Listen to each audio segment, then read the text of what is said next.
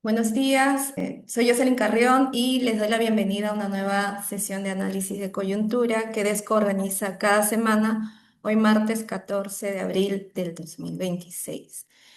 Bueno, en esta mañana vamos a conversar un poco sobre los resultados de la primera vuelta electoral, ¿no? Para ello nos acompaña Eduardo Bayón para poder tener una mayor comprensión de lo que ha sucedido el último domingo y tener también más herramientas que nos permitan poder, digamos, afrontar esta nueva situación, ¿no? Eduardo es antropólogo y especialista en movimientos sociales, sistema político y participación ciudadana. Ha sido presidente de DESCO, viceministro de Desarrollo Social del Ministerio de la Mujer y Desarrollo Social y secretario técnico de la Asamblea Nacional de Gobiernos Regionales. Eduardo es consultor de distintos proyectos del Programa de las Naciones Unidas para el Desarrollo, el Banco Mundial y diversas agencias privadas de cooperación al desarrollo. Además, Eduardo es investigador principal de nuestra casa, de DESCO, y miembro del consejo editorial de nuestra revista ¿Qué hacemos? Gracias, Eduardo, por acompañarnos esta mañana. Te dejo en el uso de la palabra por 30 a 40 minutos. Gracias a ustedes por la invitación, que es sin duda una invitación envenenada. Subimos el PPT, por favor, y es envenenada porque supongo que mi estado de ánimo es equivalente al estado de ánimo eh, que tienen todos ustedes o la mayoría de ustedes después de un proceso más lleno de sombras, aunque desde mi punto de vista mostrando algunas luces. Mi idea es compartir con ustedes algunas reflexiones breves a partir de algunos datos básicos en distintas capas para mirar lo que ha pasado y lo que puede pasar hacia adelante. La siguiente, por favor. Yo creo que lo primero que debemos tener claro es que no hemos asistido a un proceso electoral normal y sabíamos desde un primer momento que iba a ser así. Se trataba de unas elecciones diseñadas por un Congreso mafioso, de derecha y autoritario, que ha creado todas las condiciones para tratar de perpetuarse en el gobierno. Se trataba de un proceso organizado por un Estado extremadamente débil y capturado, y de un proceso en el que estaba convocada a participar una sociedad fuertemente fracturada y enormemente desconfiada. En ese escenario, mi primera sorpresa tiene que ver con la participación de la gente. La gente participó y lo hizo masivamente, a pesar de las dificultades que ha tenido la votación, el proceso, eh, las más visibles, digamos, las que se han dado en 3, 4 distritos del sur de Lima, y la gente participó de manera masiva, lo que me indica que entendía que con el voto también está luchando, porque si había un sentido común antes de las elecciones, era este sentido mayoritario de que se vayan todos los que tenemos al frente. De acuerdo al conteo rápido de transparencia, la participación ciudadana fue del 81,3%, y tuvo 4,1% de votos nulos y 9,7% de votos en blanco. Participación mayor de votos nulos en blancos, menor a la de la primera vuelta del 2021, y después verifiqué a la de la primera vuelta del 2016, demostrando, me da la impresión, el gran esfuerzo que ha hecho la gente por elegir, pese a su enorme desconfianza en la democracia eh, y en los partidos, como lo demuestran las elecciones, perdón, las encuestas regionales. A la derecha hay dos gráficos de Latinobarómetro en donde ocupamos el último puesto de la popularidad en satisfacción con la democracia, 10% empatado con Bolivia, y el último puesto del el sentido de la democracia, es decir, para quién se gobierna en la democracia, en donde, como lo demuestran varias otras encuestas nacionales, la percepción mayoritaria es que se gobierna para los más ricos y también se gobierna para Lima.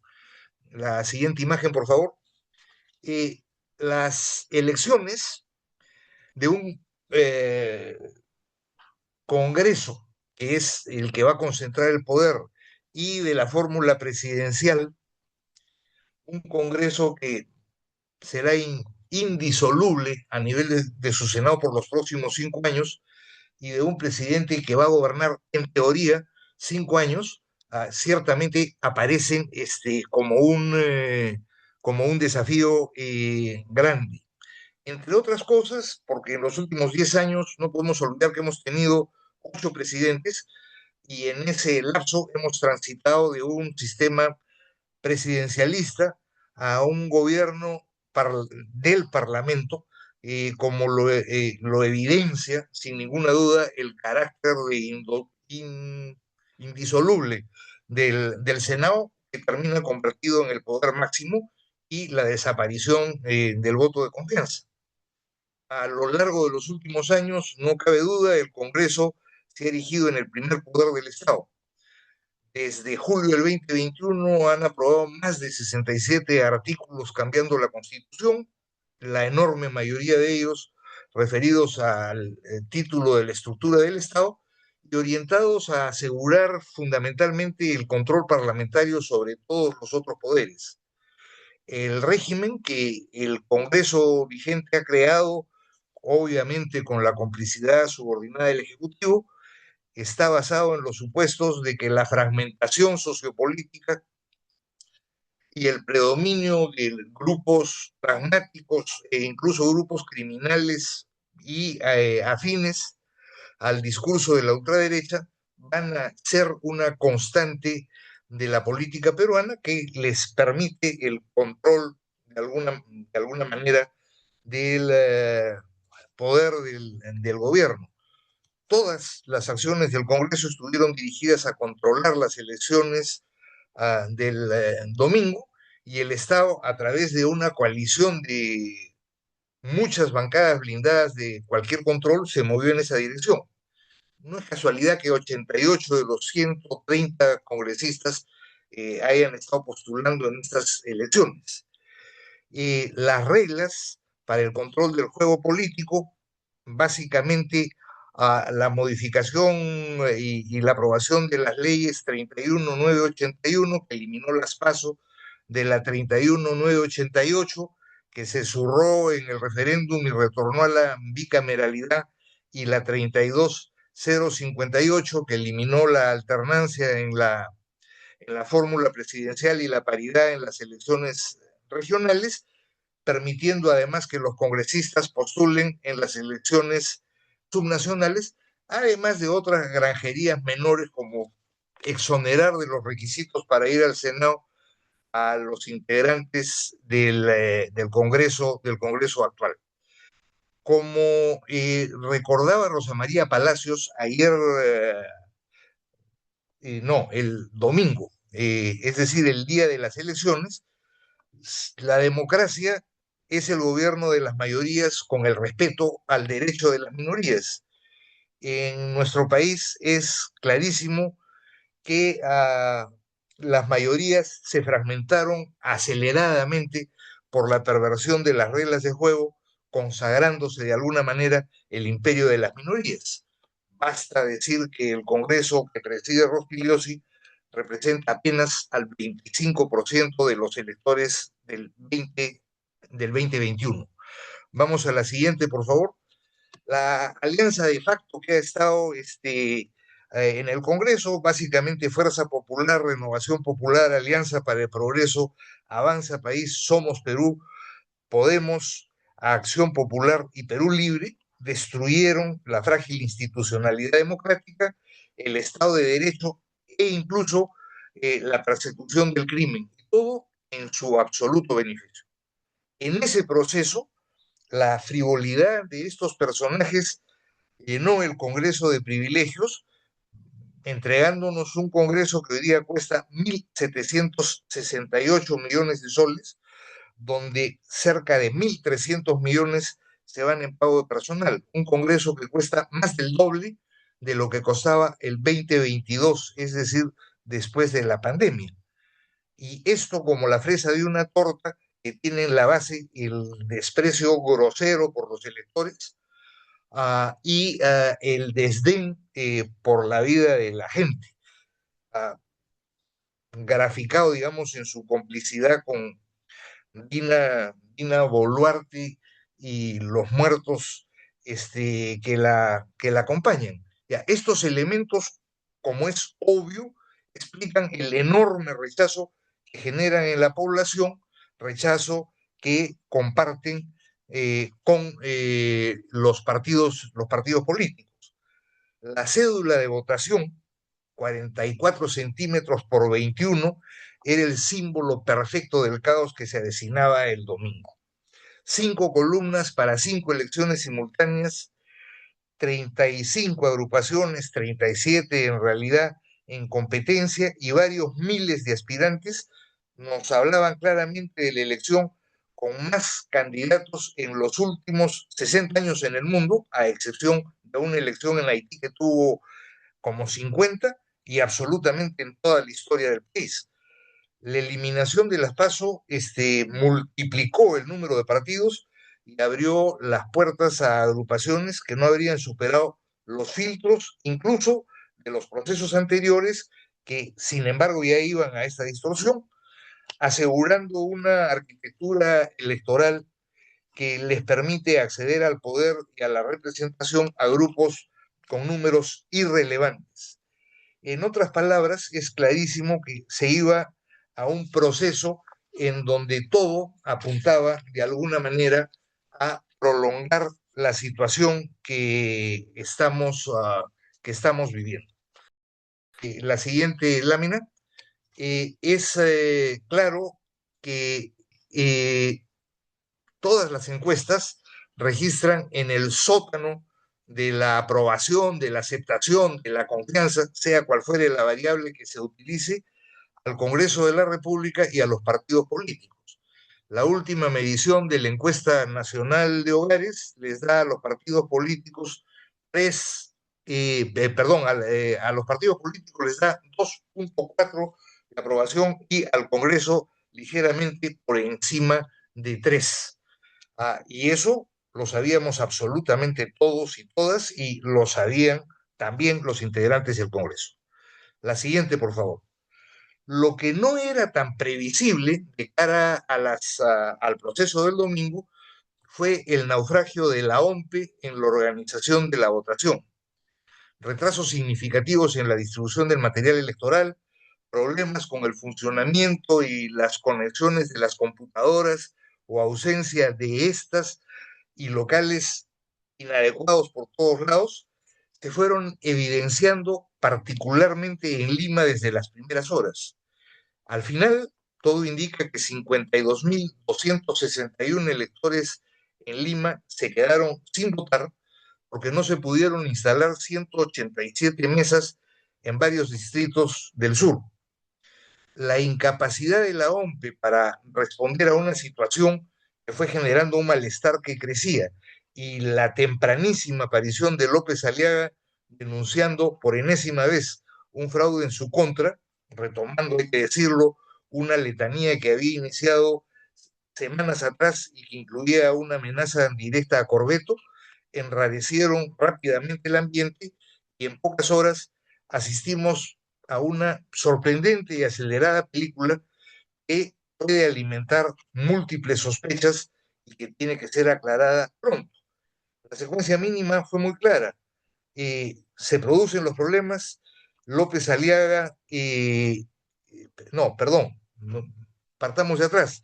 López Aliaga denuncia fraude y amenaza a Crobeto, la última vez hace más de una semana.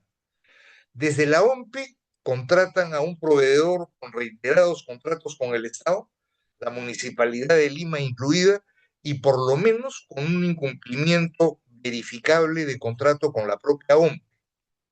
No llega el material electoral a un grupo grande de mesas en el sur de Lima y llega tarde a varias otras. López Aliaga se apura a las 11 de la mañana en volver con el tema del fraude y presenta una acusación formal. La Junta Nacional de Justicia anuncia una investigación inmediata sobre Corbeto y pide su detención. A las 2 de la tarde, policías con un fiscal entran al local de la OMP. Todo esto en menos de 6 horas. Una velocidad sorprendente para, en fin, no pensar en que había algún tipo de vinculación en los hechos. En un escenario en donde había gente que ilegalmente fue impedida de votar. Los casos más notorios fueron los de Víctor Zamora y Delia Espinosa, con decisiones anticonstitucionales y contra la propia ley electoral. Y finalmente hay que añadir la decisión del Jurado Nacional de Elecciones de poner una denuncia penal contra el jefe de la OMP tras la renuncia y posterior detención de un funcionario que contrató a la empresa en cuestión y que era el encargado de supervisarlo en apariencia. En ese escenario, que yo confieso lo pensé hacia las 4 de la tarde, podía desbordarse, de pronto aparece Keiko Fujimori en tono Jorge Nieto, absoluta racionalidad, haciendo un llamado a la calma y proponiendo como salida ampliar el plazo de la votación por el tiempo necesario para que todos puedan cumplir con su sacrosanto derecho. Una hora después, insistiendo en el fraude, López Aliaga acepta el mismo camino. El corolario al final es que Keiko y López Aliaga consiguieron elecciones complementarias que yo creo aumentan las posibilidades de que la segunda vuelta sea entre ellos. Es clarísimo que hay una responsabilidad de la OMPI, es clarísimo que hay una responsabilidad, una incapacidad de Corbeto, y es evidente que su cabeza va a rodar en el cortísimo plazo. Insisto, su responsabilidad y la de la OMP no admiten discusión, aunque es evidente que la responsabilidad alcanza al Jurado Nacional de Elecciones que busca desmarcarse de ella, pero lo más importante, desde mi punto de vista, es que evidencia en un momento crítico el descalabro altísimo en el que se encuentra el Estado peruano. La siguiente, por favor. Solo a una semana del 12 de abril, digamos, la semana que empezaba el domingo 5, era poco lo que podía decirse sobre la resolución de las elecciones. Lo único que era claro ya en ese momento es que Keiko llegaba a la segunda vuelta. Digamos, los dos gráficos muestran en un caso Datum y en el otro caso el Instituto de Estudios Peruanos. Los candidatos que aparecían con mejores posibilidades de llegar a la segunda ronda, en ese orden, en ese momento, eran Álvarez, López Aliaga y ya Roberto Sánchez, que no aparecía únicamente en la encuesta de Ipsos. Sin embargo, en un segundo grupo, con cierta posibilidad, aparecían López Chau, Nieto y Belmont en ese orden. Si ligábamos el proceso electoral, digamos, a la historia electoral de los últimos 35 años, se podía esquemáticamente hablar de tres grupos: de una derecha mesocrática con asentamiento urbano, popular y con una presencia significativa en Lima, en un grupo reducido de ciudades del oriente y en las ciudades más grandes del norte del país. Una derecha moderna y más empresarial, ubicada en Lima y las principales ciudades de la costa de Ica para el norte, y una izquierda más andina y plebeya con un fuerte anclaje en esos territorios y con una país. Si mirábamos con esos lentes el escenario, era posible encontrar elementos de continuidad y sin embargo ya aparecían con claridad cambios y la enorme fragmentación de derechas e izquierdas. La derecha mesocrática que mantenía la cara del fujimorismo sufría el amague de Carlos Álvarez, que a la popularidad del espectáculo le sumaba un discurso autoritario y su denuncia a la coalición mafiosa en el gobierno. Belmont podía, creo que es un fenómeno aparte, pero podía también llevarse votos en esta lógica.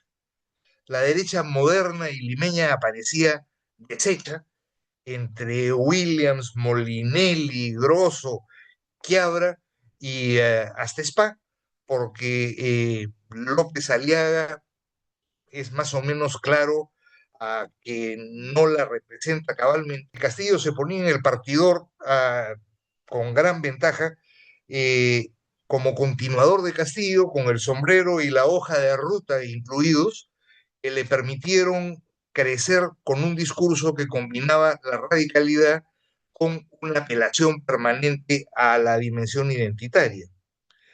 Como parte de la fragmentación, pero también del momento de polarización y crisis del país, el espacio del centro, que desde el inicio estaba poblado, mostraba eh, un crecimiento lento, digamos. Desde el centro izquierda, López Chau y en alguna medida Lescano competían por segmentos similares del electorado.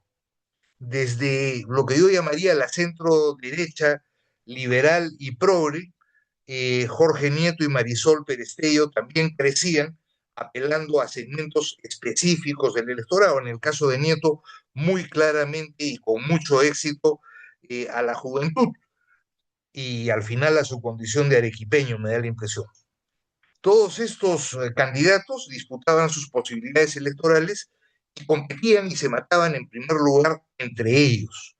Sobre Belmont, simplemente señalar que es el recuerdo del primer gran outsider del siglo XX que emergió apelando, como todos los integrantes de estos dos sectores, a la denuncia de la coalición mafiosa y usando su capacidad de comunicación, que es bien grande, que es bastante simple y que es muy directa, orientándola a la emoción y no a la razón, aprovechando además el talento de su hija casi adolescente que le manejó las redes, y a una historia política lo termina vinculando, digamos, en el último tiempo de su aparición a Perú Libre y al propio Pedro Castillo. No obstante esto, y el gráfico de la derecha muestra el antivoto, digamos, es más o menos claro que el antivoto de Keiko Fujimori y el antivoto de Acuña, por ejemplo, eran altísimos, mientras que estos candidatos del centro, pero también Roberto Sánchez, tenían un antivoto considerablemente más bajo. Vamos a la siguiente, por favor. Hasta el sábado 11, el escenario electoral se movió muy dinámicamente. Mientras Fujimori consolidaba su primer lugar, apareciendo como la carta más sólida de la derecha, la disputa por llegar a la segunda vuelta entre Álvarez, López Aliaga, Sánchez Nieto e incluso López Chau y Belmont, que estaba por encima de se aceleraba. Sacaba ventaja Sánchez con mayor capacidad de operación e intervención territorial y con más conexiones con algunos sectores organizados de la sociedad, y López Aliaga con mayores recursos económicos y de aparato. Con ellos, Nieto, por el estilo de su apelación y por su capacidad de comunicación, que termina apareciendo como candidato con más fuerza que López Chau, porque entre ambos ha habido una disputa por una cantidad significativa de votos. Como era claro, los perfiles de los electores de los principales candidatos los hicieron competir duramente en espacios similares. Ya en ese momento habían claras otras cuestiones. como resultado del premio, esta idea del bono del voto válido, con un total aproximado de 40-45% de votos válidos. Al final de la primera vuelta, Fuerza Popular, con un aproximado de 15% de los votos, puede llevarse aproximadamente el 38% de ambas cámaras. En esa lógica, con el concurso de renovación, un eventual gobierno fujimorista se beneficiaría del control parlamentario o por lo menos de la amabilidad parlamentaria. Mientras, en el escenario contrario, cualquier otro gobierno tendría un mandatario o mandataria que sería un rehén del Congreso, especialmente del Senado. La baja legitimidad del origen presidencial en cualquier escenario va a ser parte de la baja legitimidad de origen de toda la representación. La segunda cuestión es subrayar la importancia que van a tener las elecciones subnacionales de octubre. 54 partidos que existen hoy día, porque se han seguido registrando varios, y 95 movimientos regionales en carrera por más de 13.000 cargos en disputa. En las 25 regiones hay por lo menos un movimiento regional. Y hasta el 16 de junio que se inscriben las candidaturas, va a ser un elemento permanente en la dinámica de los diversos territorios y en el juego entre los que quedan y los que salen de las elecciones presidenciales y las elecciones nacionales. Y el tercer elemento va a ser la continuidad del riesgo de la violencia en el proceso electoral, que hasta ahora no ha aparecido con la fuerza con la que eventualmente puede aparecer, pero puede aparecer incluso antes de las elecciones territoriales, porque ahora viene la larga peregrinación de las impugnaciones y del trabajo de los personeros en el proceso electoral. Vamos a la siguiente, por favor. Al momento que yo armaba estas ideas, ayer hacia las 7 de la tarde, los números del conteo rápido de Ipsos Transparencia, que en ese momento, en fin, por la metodología que se ha diseñado y por el esfuerzo de transparencia, por mantener su control, eh, daban cuenta con absoluta claridad en el segundo lugar de cuatro candidatos muy ajustados, entre ellos disputando el segundo lugar. Sánchez, López Aliaga, Nieto y Belmont. Ubicaba incluso territorialmente por el lado de regiones y microregiones. Yo he llegado hasta las regiones en la copia de los gráficos, en sus estimaciones, y me parecía y me sigue pareciendo claro, salvo que en el extranjero haya una barrida total de López Aliaga, me parecía claro que siendo milimétrica la llegada, Sánchez tiene cartas altas. Si me guío por las proyecciones de Datum, el 67 al 67,5, Fuerza Popular tendría 22 senadores, Juntos por el Perú 10, el Partido del Buen Gobierno 8, Renovación Popular 8, Ahora Nación 6 y Obras 6. La primera noticia buena, desde mi punto de vista, es la muerte de Alianza para el Progreso, de Avanza País, de Podemos, de Acción Popular, de Somos Perú y de Perú Libre. La segunda, la segunda buena noticia es que se ha reflejado, no obstante las dificultades del proceso, la disposición de la gente a crecientemente luchar a partir del malestar que en este caso se ha expresado en el voto. Y yo diría, la tercera cuestión que resulta importante es mirar cómo es muy probable que un conjunto de figuras significativas, de figuras fuertes, ah, puedan llegar a un parlamento y a un escenario político que va a ser desfavorable, pero en donde me da la impresión va a haber un margen de maniobra un poco mayor que el actual. Yo quisiera terminar planteando dos reflexiones finales. La primera es que, digamos, este proceso, y creo que eso tienen que leerlo todos los que le pongan un poco de razón a la mirada ah, de lo que estamos viviendo, lo que demuestra es, me da la impresión, el descalabro absoluto de nuestro Estado. Descalabro absoluto de nuestro Estado en un escenario de digamos, una polarización que va creciendo y en un escenario en donde si uno mira el mapa, encuentra sin ninguna duda un nuevo mapa político que aproximadamente se parece al que están viendo en la pantalla.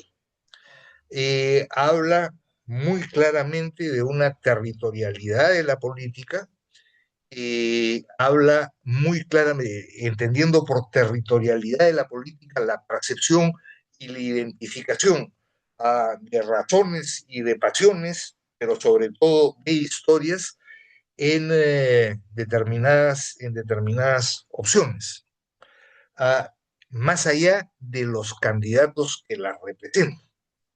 Yo personalmente, en fin, tendría la duda metódica sobre el personaje más o menos claro que la votación que obtiene lo que hace es ratificar lo que supuso como hito que no cambia la elección de Pedro Castillo, el juego de elementos identitarios, el factor de la historia, la lucha por la inclusión y por la dignidad y la disputa en, digamos, todos los espacios. Y yo diría que el surgimiento de posicionamientos como los de López Chao y Nieto le hacen bien a cualquier futuro sistema político. Esa es la primera cuestión. Pero la segunda cuestión y más profunda es clarísimo que la democracia que tenemos no es sostenible en el largo plazo y sin embargo se va a mantener, eh, yo diría, por el tiempo inmediato y se va a mantener porque hay una correlación de fuerzas, no obstante la polarización, que no es favorable a las mayorías, porque las mayorías fragmentadas políticamente están también fragmentadas socialmente. En ese escenario difícil en el que tenemos que volver a pensar el país, en donde tenemos que construir, y déjenme hablar desde el espacio en el que me siento, desde la izquierda, un proyecto político nuevo y distinto, tenemos que pensar también una democracia distinta, porque los límites de la caricatura de democracia liberal que hemos tenido no dan más. Y porque es clarísimo que en la sociedad, y termino diciendo esto, miremos lo que pasa en el sur andino con las decisiones de comunidades, en donde, por ejemplo, en Canas, en Cusco y en varias de las provincias de Puno nos vamos a encontrar con mesas al 100% por Sánchez, al que seguramente ni han visto en su vida ni conocen, pero que identifican con un sentimiento que tuvo un disparador con Castillo, son parte de la realidad y son parte de la estructura de decisión de esa sociedad que el Estado que la desprecia la reconoce, porque son los que presentan las ternas para los tenientes gobernadores, para los jueces de paz, etc. Ya, ese es un dato elemental, pero como ese hay 40 y hay que mirarlos. Lo dejo ahí, muchas gracias.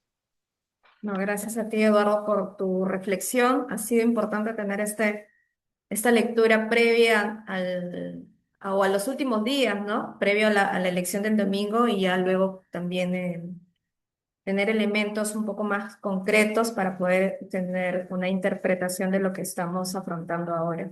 Bien, entonces ahora es momento de que puedan, quienes están en sala acompañándonos, puedan intervenir. Ya sus micros están habilitados, pueden levantar la mano o encender sus micros.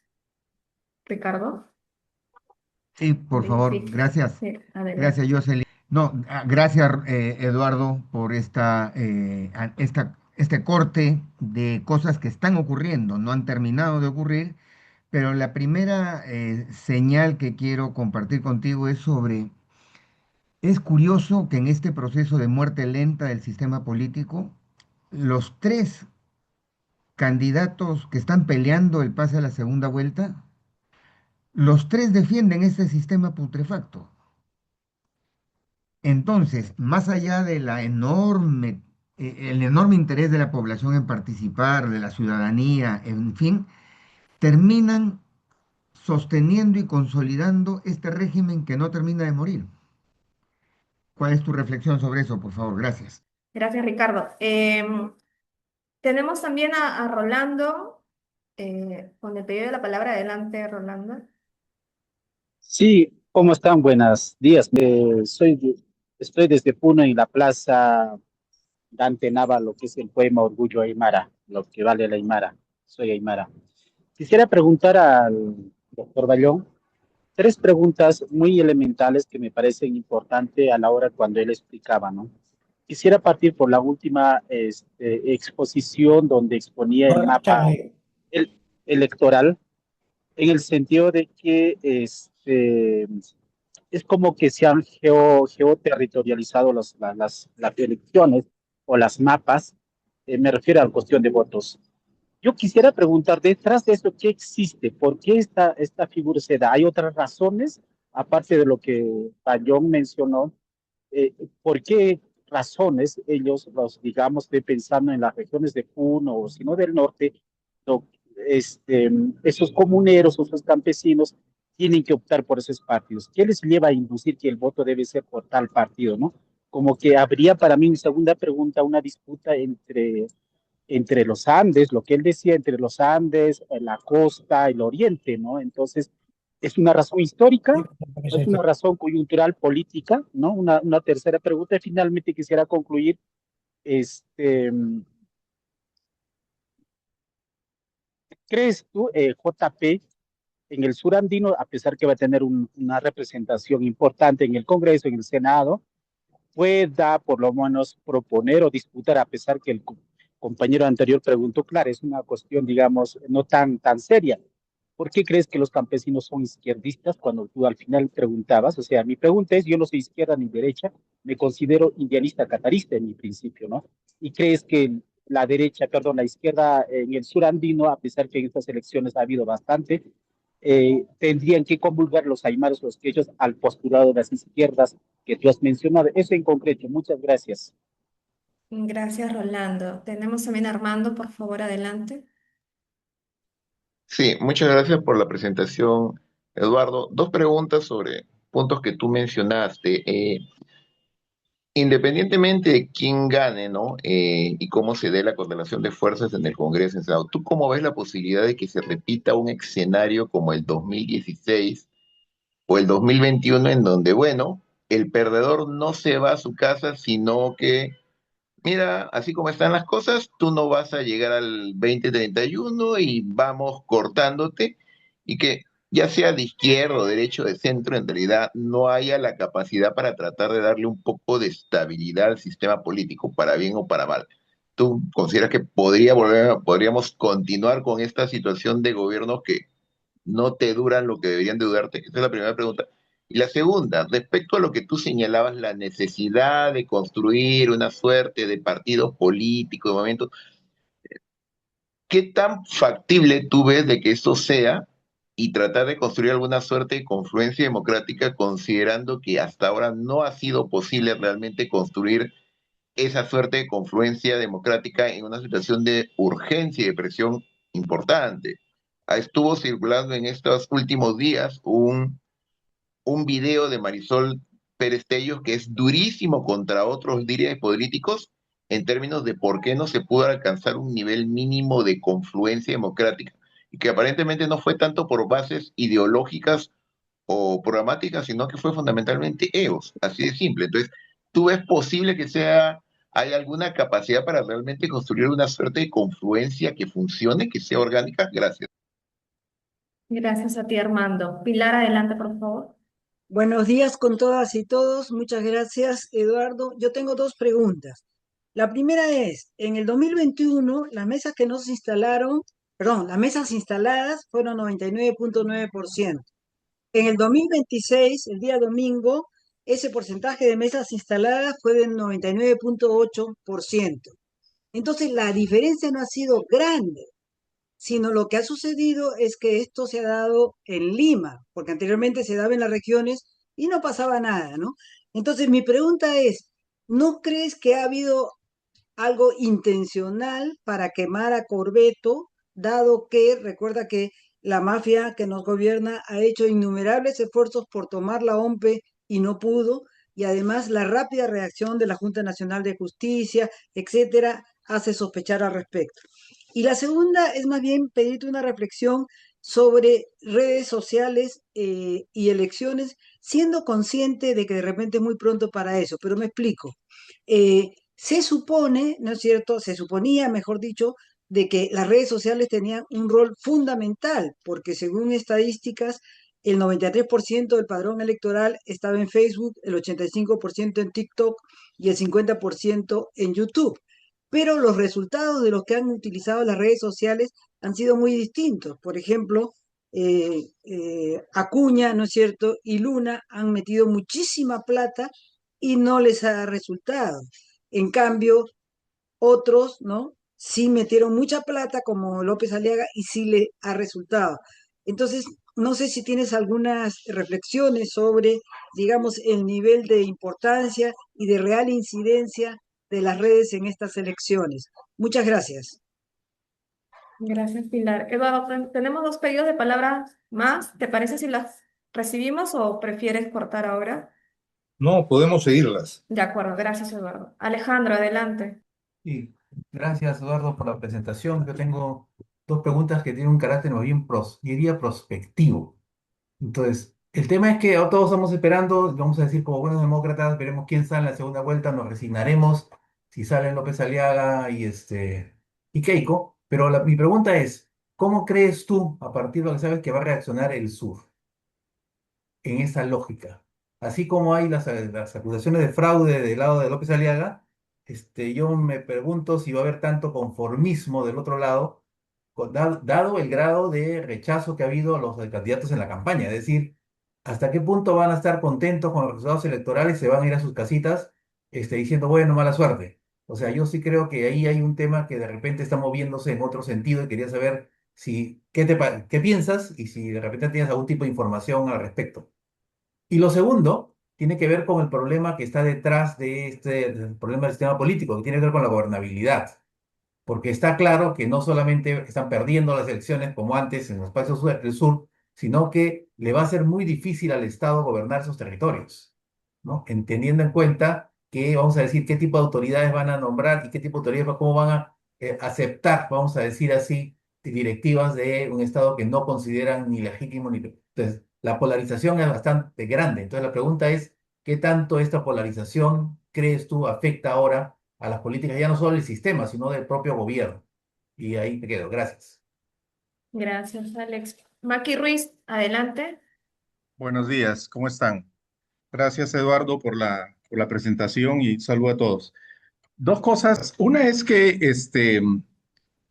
el rol que ha cumplido esta, esta apuesta por rechazar al pacto mafioso, que ha hecho que efectivamente muchas de las personas puedan concentrar o optar por opciones, digamos, contra ese pacto mafioso, al margen de que sean conocidos o no. ¿no? O sea, hay casos donde efectivamente, el caso de Piura Juntos por el Perú no tiene representación parlamentaria, pero igual la gente ha votado por él, ¿no? Esto, donde no ha hecho ningún tipo de propaganda proselitista, sin embargo, ha recibido una cantidad interesante de votos.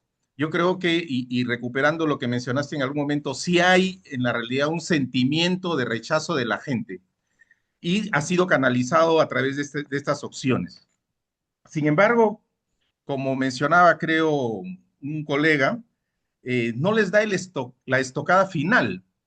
Y ahí la pregunta es porque es un salto medio al vacío, o sea, la gente no tiene la certeza de a dónde puede llegar con un golpe más fuerte del que podrían pensar o que podría haberse realizado. Es esa incertidumbre la que hace que efectivamente, digamos, la gente se mantenga más o menos en una situación intermedia. Lo otro es, en América Latina hay una corriente, y hemos mencionado en varios momentos, ¿no? Que hay una corriente de derechización e incluso agresiva de los conservadores.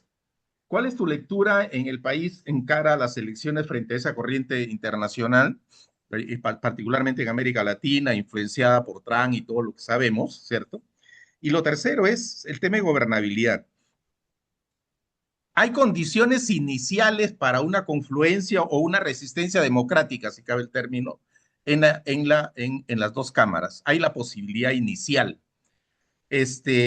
¿Tú crees que eso se pueda dar? Mi temor es que lamentablemente mucho va a depender de las personas que vayan a esas cámaras, a ocupar esos curules, y lamentablemente no siempre el comportamiento es institucional de estos representantes o a quienes elegimos. Y me gustaría conocer tu opinión sobre esas tres cosas. Gracias. Gracias, Maki. En fin, trataré de agrupar las varias preguntas, reflexiones que se han hecho y que obviamente agradezco. Y partiría por la última, que me permite señalar tres ideas. La primera es que en general la gente desde las elecciones del 2016 inicialmente, muy claramente ya el 2021 y en estas mucho más, uh, ha dejado de tener como un clivaje, como un asunto importante izquierda-derecha, entre otras cosas porque ha descubierto que hay izquierdas y hay derechas, y en fin, porque ha descubierto que ni las unas ni las otras terminan de ser dignas de confianza y porque se ha dado cuenta que la mayoría está bastante lejos de ellas, como primera reflexión.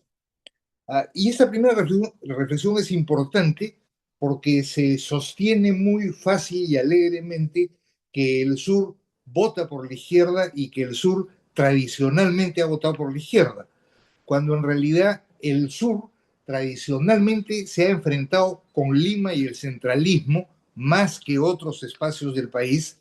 El sur históricamente se ha buscado articular en medio de sus diferencias y el sur concentra la mayor cantidad y presencia de comunidades campesinas y de pueblos quechuas y aymaras.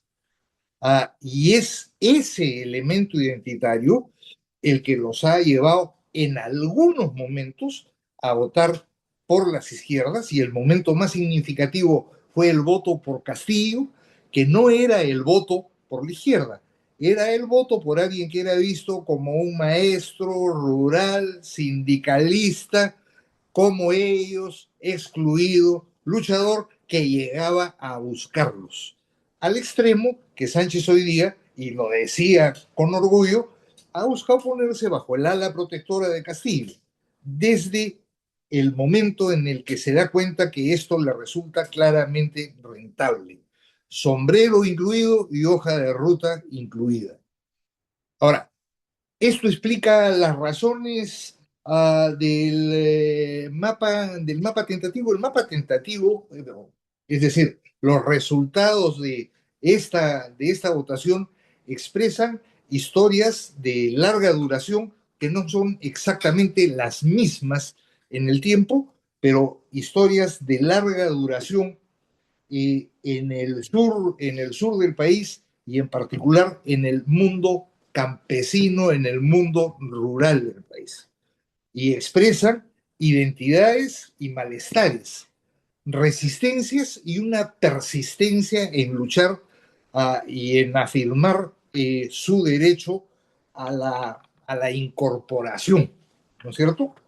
Y esto es bastante claro a lo largo del tiempo, en donde han habido múltiples cambios, pero expresa también en varios casos, estoy pensando en la votación en las ciudades importantes del Oriente, en Amazonas y en San Martín, por ejemplo, además de historias más cercanas, figuras más cercanas. Miremos cuál fue la votación de Gregorio Santos en su momento, y démonos cuenta cómo ahí hay, digamos, algunas bases, pero miremos cuál fue la historia de San Martín y de una cantidad de organizaciones y de figuras sindicales, indígenas en esos territorios, y ahí hay, digamos, elementos que dan esa explicación.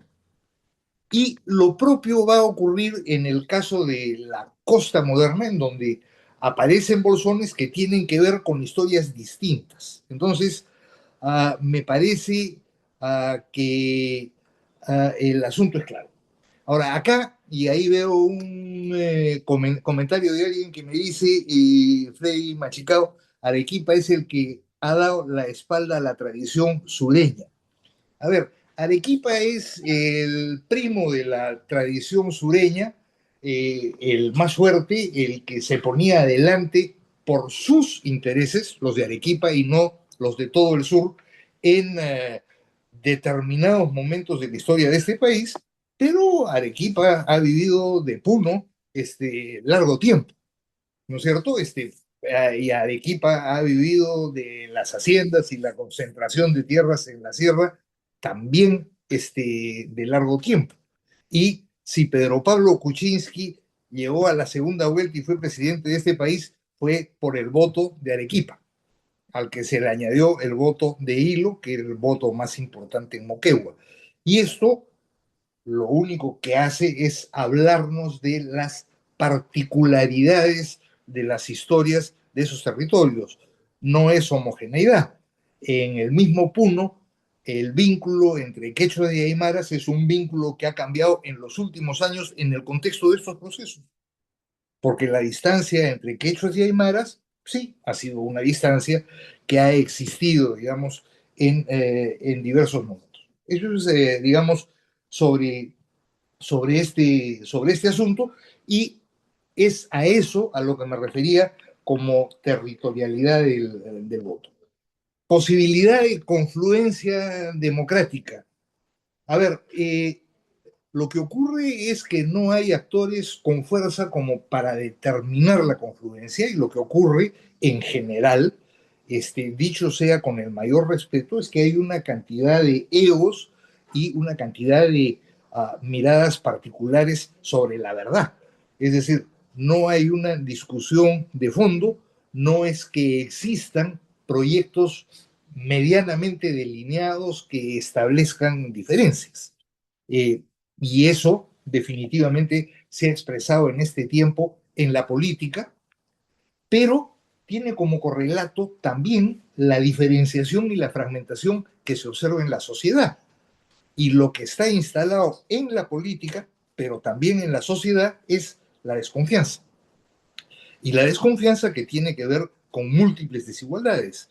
Si uno revisa la última encuesta de desigualdad de Oxfam, que hiciera el Instituto de Estudios Peruanos, ya uno se dará cuenta que la enorme mayoría de este país entiende que las desigualdades son insoportables, y que a la desigualdad del dinero se le suma la desigualdad de Lima frente al resto del país, entre otras cosas.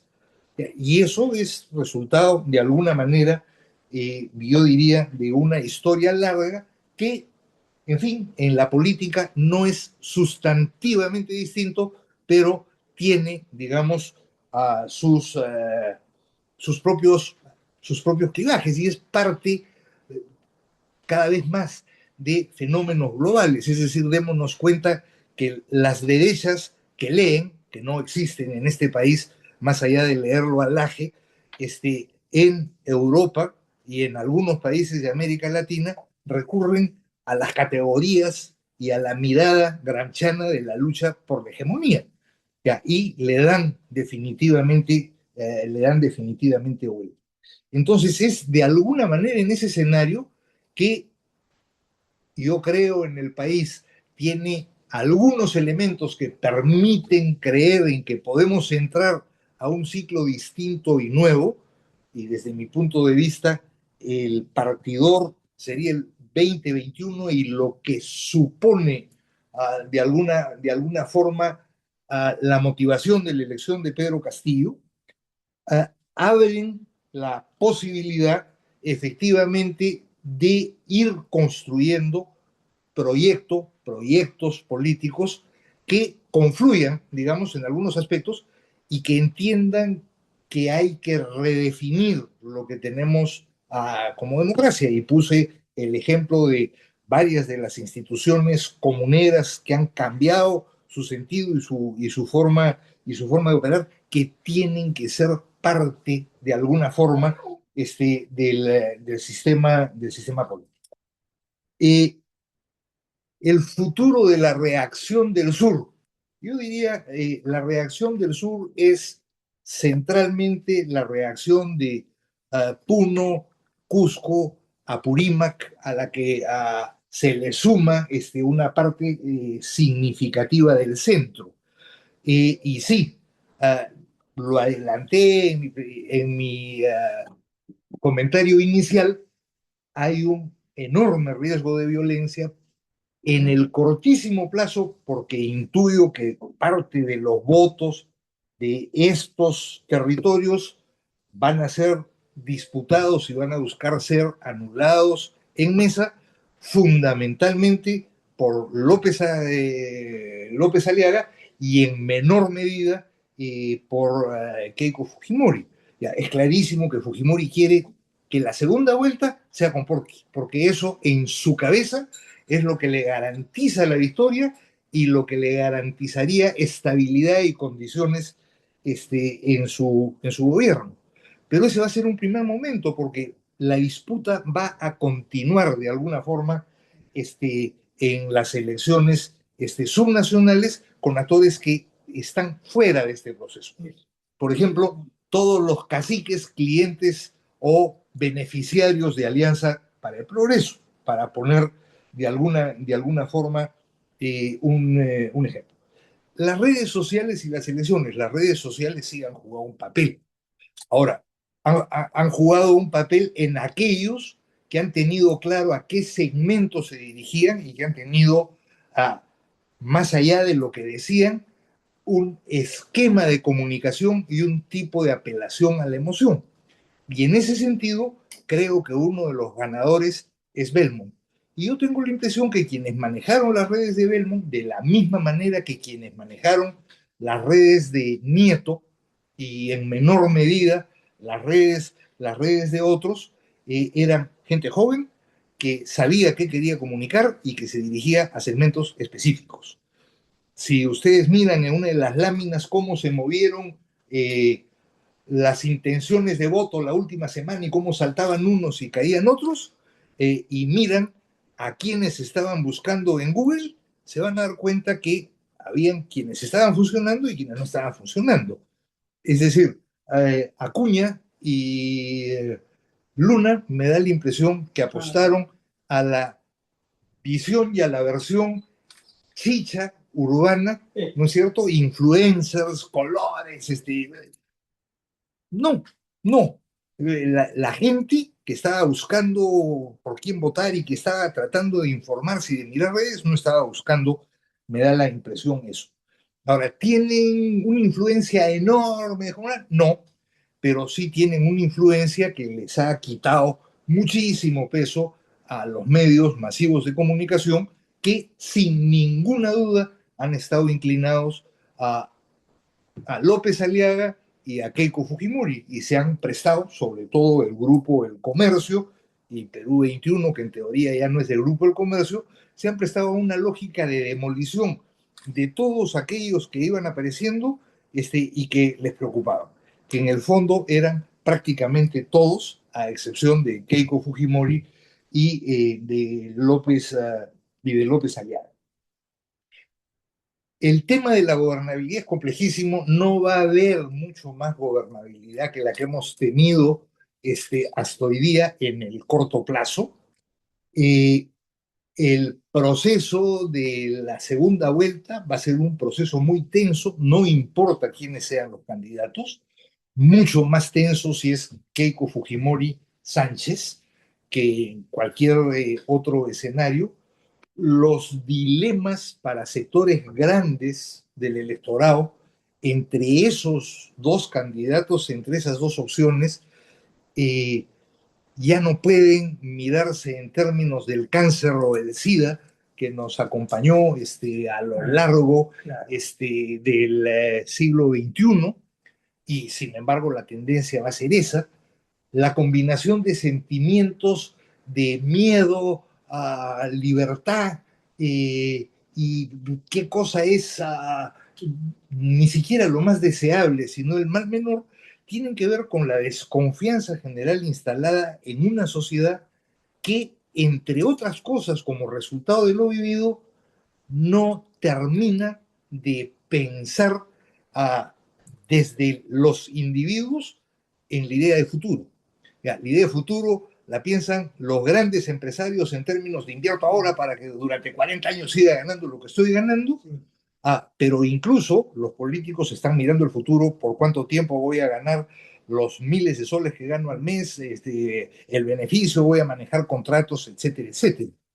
Y digamos, lo primero que tendrá que afrontar el nuevo gobierno es el desplome del Estado. Démonos cuenta que de cara a la segunda vuelta va a haber un problema gravísimo ante la confianza de la gente. Es obvio que le van a cortar la cabeza a Corbeto. Al final va a ser esta Junta Nacional de Justicia la que va a elegir a quien se haga cargo de la OMPE. Imagínense a un personaje como Hino Ríos a cargo de la OMPE, o un personaje como esta señora Cabrera a cargo de la OMPE. Digamos, es más o menos claro que estamos entrando en un túnel muy difícil, y yo intuyo que la que se dio cuenta y trata de aplacar las aguas, porque dice, si logro pasar con suerte el túnel, ya soy presidenta, es Keiko Fujimori. Entonces, ¿el futuro depende de personas? Sí, fundamentalmente sí. Y fundamentalmente sí, porque las institucionalidades, digamos, de esas personas eh, son bastante débiles. A ver, si yo pienso en algunas de las figuras que van a estar en el Congreso, me doy cuenta que la enorme mayoría son invitadas. Son invitadas del partido por el que compitieron. Trataron de ser invitadas por varios otros, en fin, ya. Y en ese proceso terminaron en institucionalidades débiles. Con todo el respeto y el aprecio que puedo tener por las personas, no creo que el Partido del Buen Gobierno sea una institucionalidad sólida, consolidada, que funcione. En el mejor de los casos, está en construcción. Lo propio, puedo decir, me da la impresión de ahora Nación, espacios como el mismo Juntos por el Perú son finalmente una coalición hasta este momento, que tiene una motivación significativamente electoral. Pero si yo me guío por lo que he podido ir viendo de los votos, quienes están encabezando el asunto son quienes están en el Congreso, quienes están en el Congreso hoy día. Entonces, en este escenario revuelto y complejo, el tema de las personas va a ser clave, y el fujimorismo lo sabe. Yo terminaría diciendo que van a haber varios representantes en el Congreso. No sé, si pienso en el Senado y al final Obras tiene 6, Bueno, de esos seis, varios, hay el enorme riesgo, van a terminar en manos del mejor postor. Eso me parece fuera de toda duda. Pero no solo ellos. Eh, por lo tanto, termino con esto, yo creo que los esfuerzos y la responsabilidad de la sociedad por presionar y hacer cosas, no obstante su debilidad, deben avanzar. Y deben avanzar desde los territorios. Y a partir de reconocimientos territoriales, porque me da la impresión es la única manera de construir de abajo hacia arriba. Y esto vale para la construcción de un partido como para la construcción de institucionalidad directamente social. Gracias, Eduardo. Tenemos todavía tiempo para un segundo bloque de consultas y comentarios. Teníamos a Yoli, pero ya no está, así que vamos contigo, Beto. Adelante. Yo lo primero que diría es que estamos repitiendo la coyuntura del año 2021. O sea, si gana Sánchez y pasa a segunda vuelta, ¿no? Esto tiene algunas cosas que me parece importante decirlo, o sea, porque eh, vamos a volver nuevamente un contexto muy duro, muy difícil, de una derecha que apostó a todo, inclusive a cambiar la constitución, etcétera, etcétera, y que finalmente el fantasma se le volvió a aparecer. Entonces, yo espero una alta conflictividad, sobre todo de la derecha. Y en realidad yo creo que Keiko quiere pelearse con Sánchez, no con Porqui, porque quiere recuperar los votos que se fueron con Porqui, ¿no es cierto? Entonces, por lo tanto, lo más probable es que tengamos una segunda vuelta polarizada, ¿no? Macartista, más de lo mismo, más de lo mismo, ¿cierto? Dos, yo diría que los electores de Nieto, una parte se va a ir donde Keiko. Curiosamente me he cruzado con gente amiga, ¿no? Que votaba por, por, por Jorge Nieto, y un par me dijo, bueno, no sé, estoy entre Jorge Nieto y Porqui. Entonces, ese lector existe. Es una clase media que quiere la tranquilidad, la paz, ¿no es cierto? Gente educada, ¿no? Y no como de Podemos y qué sé yo. Y que ahora va a tener nuevamente al frente al monstruo, que es en este caso Sánchez, ¿no? Entonces, esa gente se va a ir también a arrimar un poco a Keiko. Tres, yo creo que el progresismo, digamos, ha perdido por su propia fragmentación, ¿no? No fueron capaces de unirse. Nieto no quiso desde el principio, el otro ponía condiciones de otras cosas, etcétera, etcétera. Y se dan cuenta y repiten el mismo problema cuando plantean el tema de la alianza de los cuatro, que excluye nuevamente a la izquierda. O sea, y me parece un error político, ¿no es cierto? Eh, eh, entonces yo creo que estamos repitiendo nuevamente el escenario y que por lo tanto va a ser peor que la anterior, porque finalmente Keiko quiere pelearse, o sea, quiere competir con Sánchez, no con porque le permite recuperar votos que ha ido perdiendo, ¿no? Bases, etcétera. No sé. Y la última cosa que me parece, y que no ha sido mencionado, yo creo que Estados Unidos está preocupada por las elecciones, ¿no es cierto? Ahora que tiene su nueva América que va desde Groenlandia hasta Ecuador, sospecho que va a intervenir el proceso electoral para que gane Keiko. Entonces la pregunta, ¿cómo hacemos frente a eso? Entonces, yo creo que la coyuntura que se viene no es fácil, que por lo tanto amerite una recomposición, digamos, que incluya a la mayor cantidad de gente, ¿no es cierto? Porque finalmente eh, eh, eh, la propuesta que se unan, ¿cómo se dice? López Chao, ¿no? Pero ahora, después Morado, después no sé quién más. es una alianza que no da mucha capacidad de ampliación, ¿no es cierto?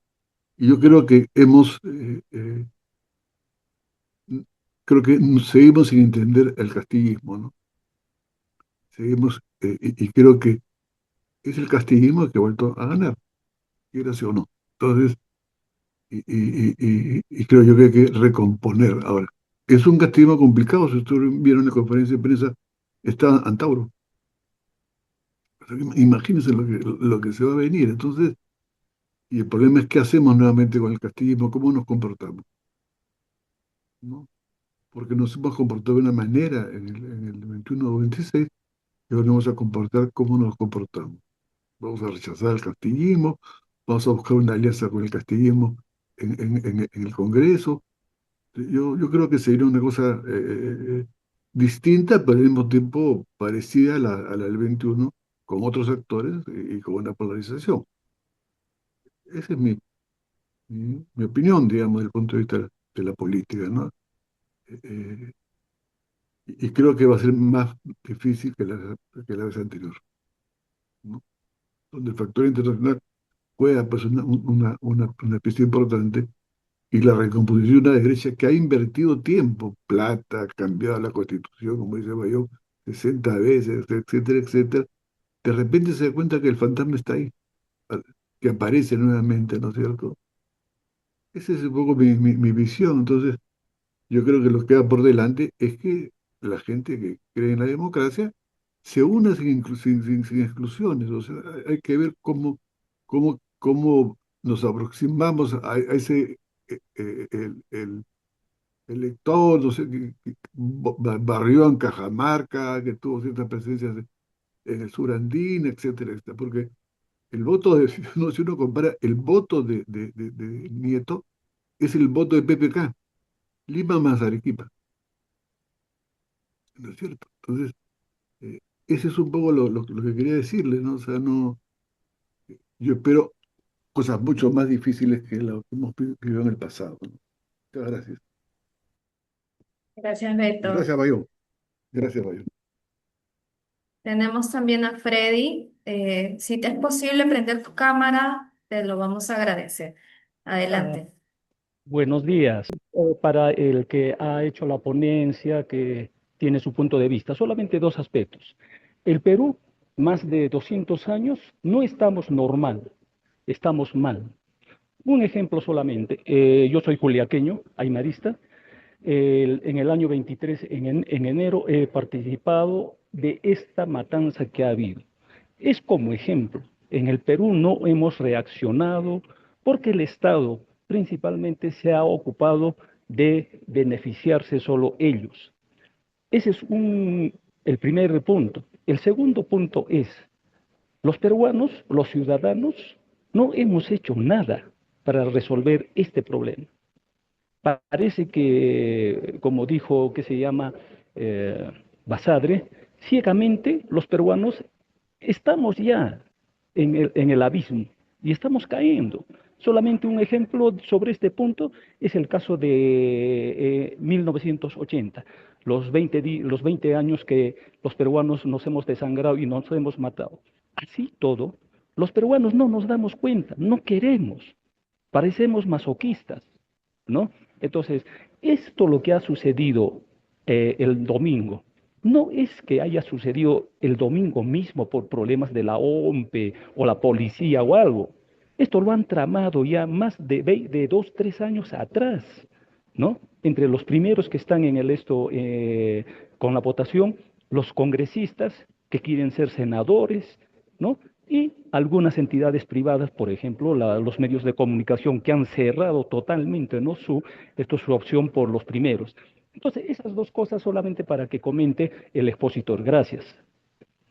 Bien, gracias a ti, Freddy. No sé si hay alguien más, si no, cerramos aquí. Sí, de acuerdo. Adelante, Eduardo. Gracias. Y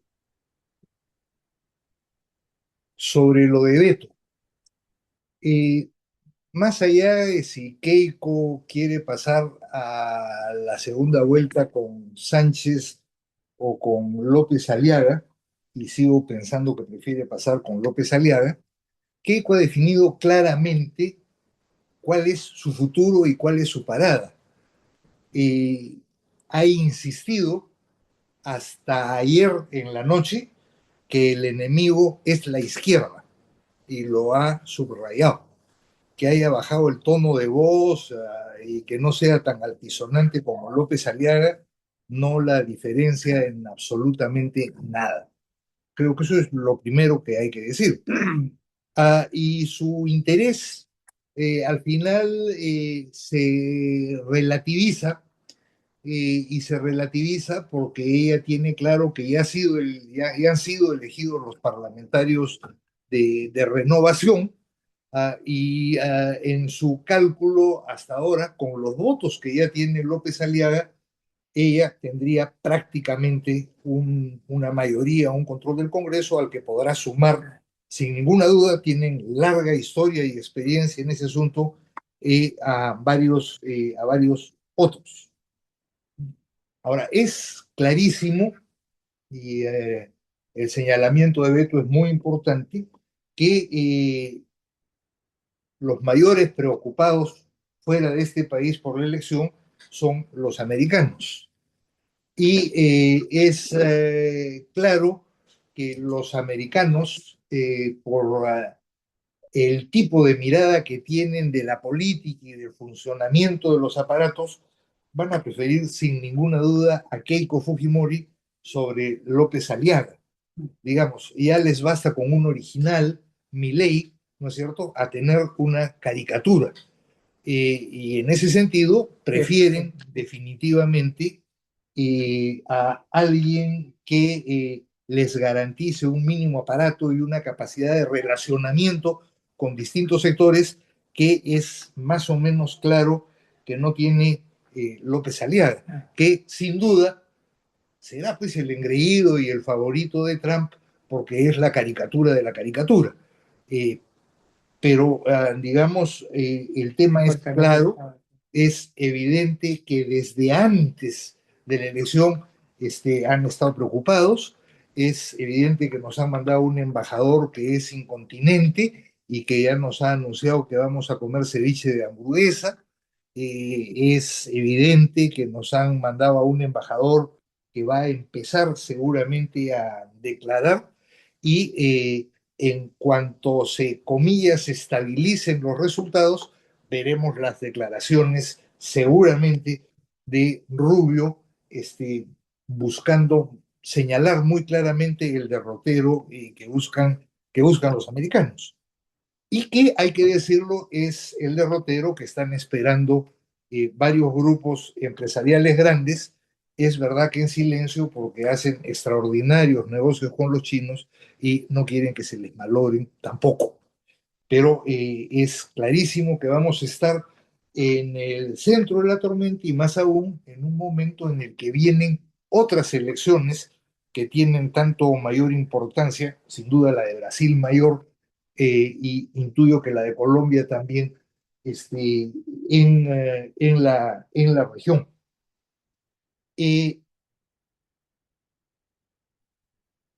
El tema de Juntos por el Perú es un tema complejo. Y es un tema complejo porque sí, es una revisión del castillismo, pero como el mismo Beto señala, va más allá porque está en Tauro, pero va bastante más allá porque está la figura de Sánchez. Y con Sánchez hay una cantidad de figuras que llegaron con Perú Libre y que han dado vueltas extrañas. Congresistas como Margot Palacios, para poner un nombre, que aparece en las encuestas arriba.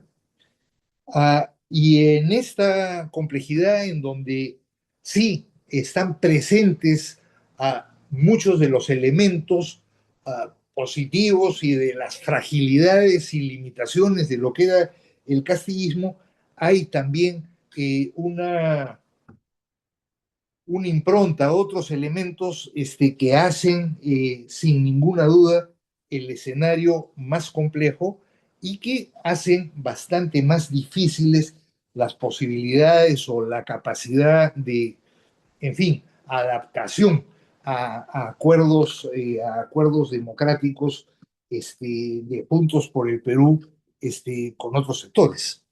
Y es más o menos claro, tengo la impresión, que habrían varios votos de Nieto, pero no solo de Nieto, que se van a trasladar, yo diría, de manera significativa a López Aliaga, si la competencia es entre López Aliaga y Keiko Fujimori, pero que se van a trasladar a Keiko Fujimori si la competencia es entre Keiko Fujimori y Sánchez. De alguna manera, la derecha ha conseguido instalar una narrativa en hasta los sectores C e incluso algunos sectores D de la, comillas, responsabilidad de Pedro Castillo de todo lo que estamos viviendo. Entonces, ahí hay definitivamente un tema y un tema complejo. Ahora, insisto, la historia de este país, sí, podemos referirnos a los 200 años y la fantasía de la República y el Estado-Nación, es una historia que hace que algunos territorios, Puno, pero no solo Puno, por favor, hayan vivido una larga lucha por reconocimiento, por inclusión, ¿no es cierto? Y hayan sido permanentemente marginados, reprimidos y asesinados. El episodio 2022-2023 fue eso, un episodio más indignante por el contexto y la manera en la que se dio, indignante por el silencio y la desconfianza de vastos sectores de la sociedad, indignante por la justificación de muchas y de muchos, de varios en la actual contienda electoral. Ya, eso también hay que decirlo con claridad.